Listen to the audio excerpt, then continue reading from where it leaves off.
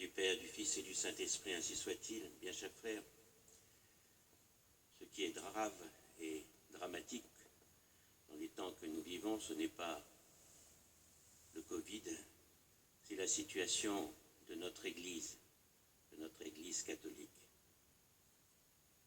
Cette Église qui a été fondée par notre Seigneur Jésus-Christ pour apporter à toutes les âmes, à tous les hommes de bonne volonté jusqu'à la fin des temps, toutes les grâces de sa rédemption et de son salut.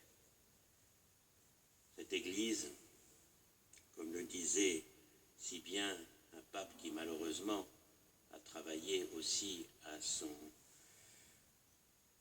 cette crise, cette Église, elle prend comme une barque, elle prend l'eau de toutes parts. L'eau, c'est l'esprit du monde qui s'infiltre partout dans l'Église. Cette Église qui est conduite par Pierre, eh bien, est conduite aujourd'hui par un pasteur qui dort et qui ne voit pas l'horizon où il doit conduire cette barque. Et nous sommes dans l'étonnement, et nous sommes dans la crainte, et nous sommes même un peu dans le désespoir. C'est chaque jour de pire en pire.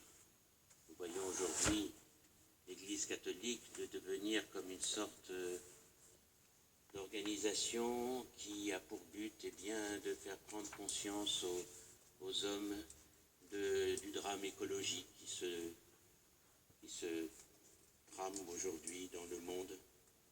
Faire prendre conscience aux hommes qu'ils sont tous frères par la nature.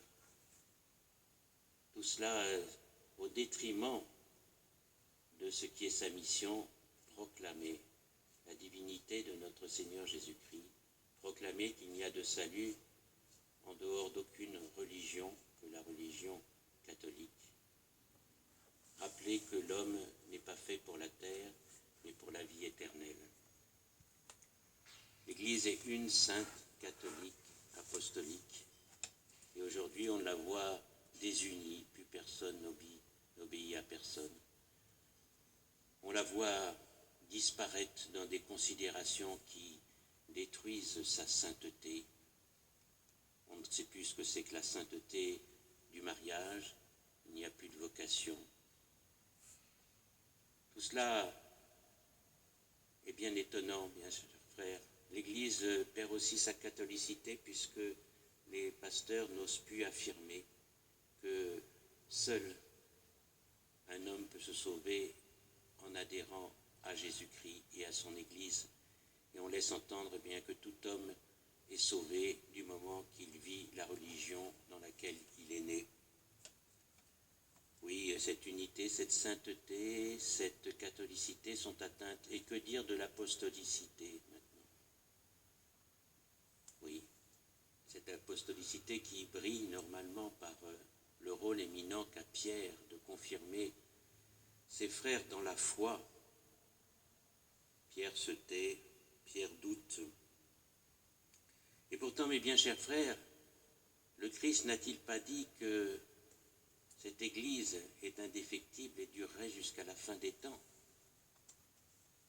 Comment comprendre cela? Même certains se demandent en disant, mais est-ce vraiment cette Église qui va durer? N'y aura-t-il pas une autre?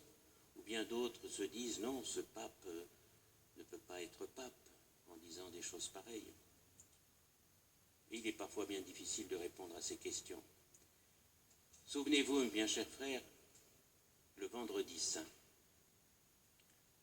le Christ vient de mourir, il pend sur la croix. Il ne bouge plus, il ne respire plus, il est livide. Au pied de la croix, il y a bien sûr la Vierge Marie, mais il y a aussi Saint Jean. Saint Jean qui a accompagné Jésus pendant ces 3 années de prédication, de mission à travers toute la Palestine, la Terre Sainte. Saint Jean qui a vu les miracles faits par Jésus. Saint Jean qui a vu les résurrections faites par Jésus, dont la dernière n'est pas si vieille puisqu'elle remonte à quelques jours, c'est la résurrection de Lazare, résurrection extraordinaire d'un cadavre qui était mort depuis plusieurs jours et qui sentait déjà. Saint Jean a vu la multiplication des pains, a vu le miracle de Cana. Saint Jean a vu Saint Pierre proclamer la divinité de Jésus-Christ. Il a vu le Christ affirmer qu'il était le Fils de Dieu. Saint Jean a entendu la voix du ciel au moment du baptême de Jésus. Celui-ci est mon Fils bien-aimé. Il l'a entendu aussi en haut du Tabor, lors de la transfiguration. Donc Saint Jean sait que Jésus est Dieu. Il le croit. Il est le Fils de Dieu. Et le Fils de Dieu ne peut pas mourir. Et il regarde ce corps qui pend, retenu à la croix par ces ignobles clous. Comment est-ce possible?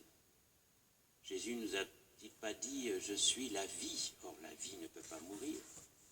Celui qui croit en moi ne mourra jamais. Est-ce que celui qui a dit cela peut mourir? Et Saint Jean regarde le Christ en croix et Saint Jean ne comprend pas. Il ne comprend pas. Il ne sait pas. Il n'a pas tout compris en profondeur de l'enseignement du Christ. Comment comprendre en effet que le Fils de Dieu, qui s'est fait homme, puisse mourir et doive mourir? Et Saint Jean est perdu. Il le dira lui-même dans son évangile quand il assistera, nous savons la suite de l'histoire, que Jésus ressuscitera, quand il rentrera dans le tombeau et qu'il racontera cet épisode où il voit le tombeau vide. Il dit, c'est à ce moment-là que j'ai compris, que le disciple bien-aimé a compris qu'il devait ressusciter des morts. Il l'avait entendu, mais il ne l'avait pas compris. Et donc, on va descendre le corps de Jésus, on va le poser au tombeau. Il va rester plusieurs jours là. Et Saint Jean ne comprend toujours pas. Et quand il pose avec ce Joseph d'Arimathie ce corps dans le tombeau, avec Nicodème aussi, et avec d'autres personnes qui devaient les aider ici, il pose le corps sur la pierre froide du tombeau. Mais s'il avait regardé de plus près, il aurait vu que ce corps, qui était bien mort, avait cependant quelque chose de particulier, c'est que ce corps ne commençait pas à se décomposer. Pourquoi? Parce que c'est le corps de Dieu, c'est le corps du Fils de Dieu. Et Dieu, eh bien, ne connaît pas la corruption. Le mystère de l'incarnation est tel que la divinité est unie à l'âme et au corps de notre Seigneur Jésus-Christ. Et donc dans le corps, ce n'est pas un cadavre qui est posé sur la pierre, c'est véritablement le Dieu de la vie, le Dieu qui vit pour l'éternité. Et Saint Jean va rouler la pierre avec les autres personnages qui sont là, il va vite rentrer à Jérusalem parce que le sabbat va sonner,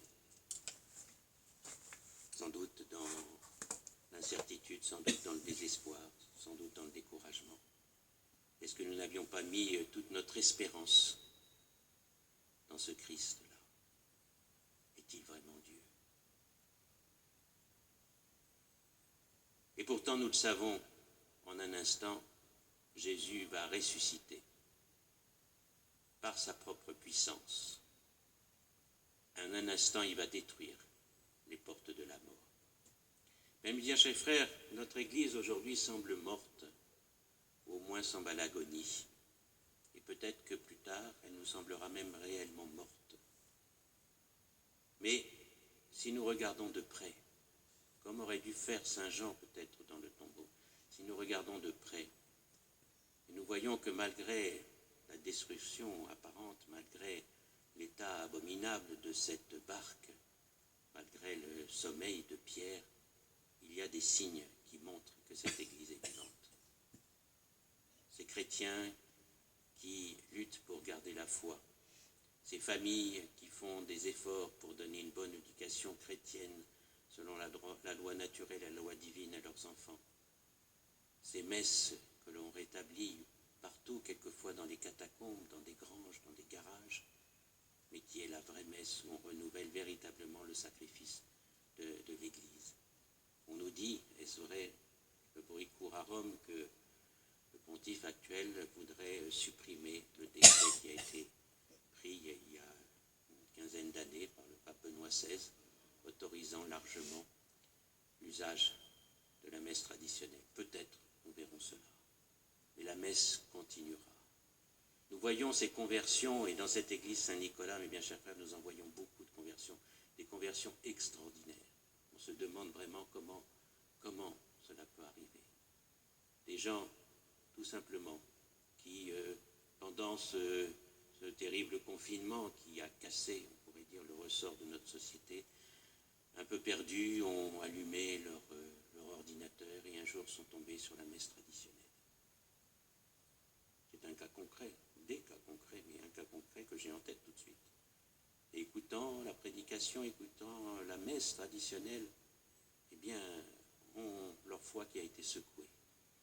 De voir tout d'un coup cette église où ils ne mettaient pas les pieds, mais qui leur était fermée, ils se sont dit non, on n'a pas le droit de me fermer mon église. Et ils reviennent, et ils se confessent, et ils communient.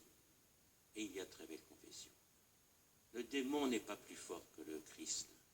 Le démon n'est qu'un grain de sable devant la puissance de Dieu. L'histoire de l'Église, c'est l'histoire de David contre Goliath. Goliath aura beau prendre toutes les armes humaines, il aura beau être un colosse, il ne peut rien contre la sainteté du petit David. Oui, bien chers frères, nous voyons tout cela, mais simplement il faut regarder de près.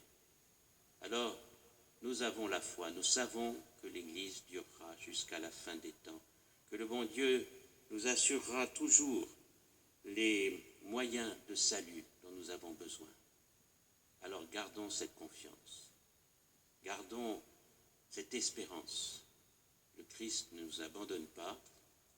Depuis son ascension, il est au ciel et il gouverne son Église, même au milieu de la persécution, même au milieu des difficultés. C'est tout l'enseignement que la Vierge Marie a dit dans une des très rares paroles que nous avons d'elle dans l'Évangile, la parole qu'elle a dit aux serviteurs lors des noces de Cana. Elle a dit simplement « Faites tout ce qu'il vous dira.